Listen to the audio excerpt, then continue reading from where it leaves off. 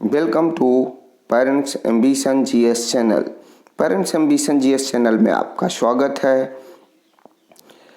यह वीडियो ठोस अवस्था का दूसरा पार्ट है, तो आइए शुरू करते हैं।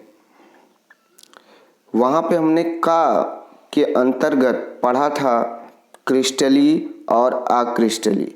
अब खा में हम बंधन बलों के आधार पर क्रिस्टली ठोसों का वर्गीकरण पढ़ेंगे। तो क्रिस्टली ठोस संरचनात्मक इकाई और ससंजक बलों की प्रकृति के आधार पर इनको हम चार भागों में बांट सकते हैं। तो पहले होते हैं आणविक ठोस, जिसको मॉलिक्यूलर सॉलिड्स कहते हैं। दूसरे आयनिक ठोस, आयनिक सॉलिड्स, सहसंयोजक कोवैलेंट सॉलिड, धात्विक ठोस, मेटेलिक सॉलिड। ये हमारे क्या होते हैं, बंधन बलों के आधार पर चार तरीके से। आइए वन बाय वन एक एक को पढ़ते हैं। पहला आणविक ठोस। आणविक ठोस क्या कहलाते हैं, इसके बारे में जानते हैं। तो वे क्रिस्टल जालक, अभी ये बात आपको समझ में नहीं आ सकती है कि क्रिस्टल जालक क्या होते हैं। अगले वीडियो में हम आपको बताएंगे कि क्रिस्टल जालक क्या होते हैं, वो आसानी से समझ जाएंगे। बस सिर्फ इतना जान लीजिए कि यहाँ क्रिस्टल जालक से सिर्फ इतना मतलब है कि एक निश्चित व्यवस्था में जो बंधे होते हैं, उसी से जो व्यवस्था जाल रूप में बनते हैं, जैसे NaCl से एक जो जाल रूप में बन जाते हैं, उनको ही हम क्या कहते हैं, क्रिस्टल जालक। तो बस ये इतनी बात याद रखिए और इसमें कोई बात याद नहीं रखनी है आपको। तो इसमें मेन चीज आपको ये जानना है कि वे क्रिस्टल जालक जो सरल और विविक्त अणुओं के द्वारा बने होते हैं, ये बहुत एकदम सिंपल या सरल अणुओं के द्वारा मिलकर बने होते हैं। मेन चीज है इसमें, मेन जो चीज है वो है अणुओं के द्वारा बने होते हैं। ये किसके द्वारा बने होते हैं, अणुओं के द्वारा।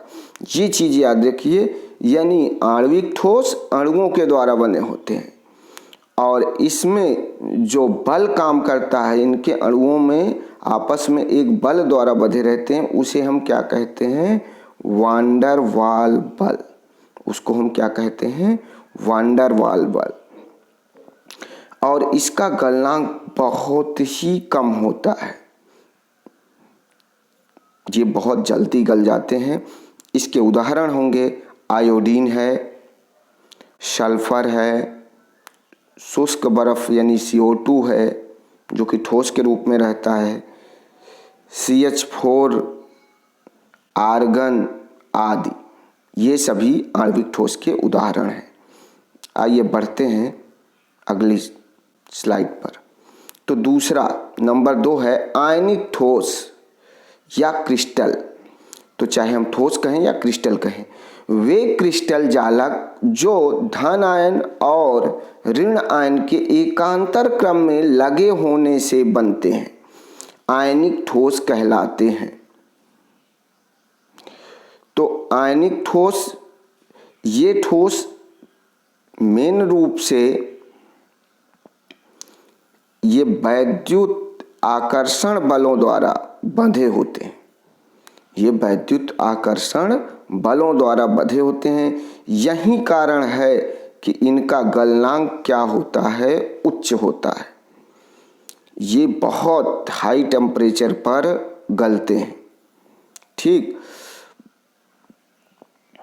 जैसे अगर हम बात करें तो ये इनका गलनांक हमने बताया उच्च होता है। इसके उदाहरण जैसे NaCl, KCl यानी नमक, ठीक, KCl की बात करें, पोटेशियम क्लोराइड है, सोडियम नाइट्रेट NaNO3, ये सभी CaCl, उसके बाद zinc ZnS, CaF2, AgI, BaSO4, LiF, ये सभी CgS क्लोराइड है। जिंक नमक हुआ, और कौन हुआ, KCl यानी potassium chloride, sodium nitrate, CgS chloride, zinc sulphide, calcium fluoride और silver iodide, barium sulphate, lithium fluoride आदि ये इसके उदाहरण होते हैं। ठीक है, बढ़ते हैं आगे तीसरे पर। तो तीसरा है सहसंयोजक ठोस या क्रिस्टल। ऐसे क्रिस्टलों में जालक बिंदुओं पर स्थित परमाणुओं के बीच इलेक्ट्रॉनों के साझे द्वारा बनते हैं। कैसे बनते हैं? साझे द्वारा बनते हैं या साझेदारी से बनते हैं। ठीक है, मेन चीज क्या है कि ये याद रखना कि ये किसके द्वारा बनते हैं? साझेदारी द्वारा, इसीलिए इन्हें सहसंयोजक कहते हैं। और इसमें जो होता है प्रबल संयोजक बल द्वारा बंधे होते हैं। ये कैसे बंधे होते हैं? प्रबल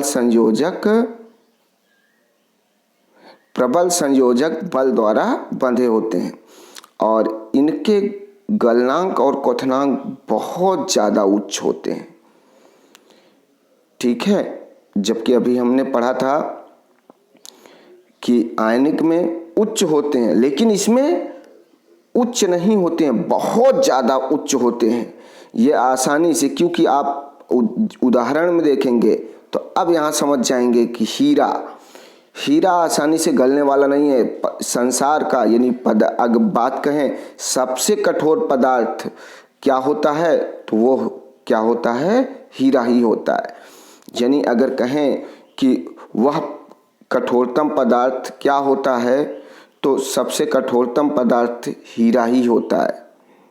ठीक है, तो ये तो बात रही इसकी सहसंयोजक क्रिस्टल की। बात करते हैं आगे। अगला धात्विक ठोस या क्रिस्टल।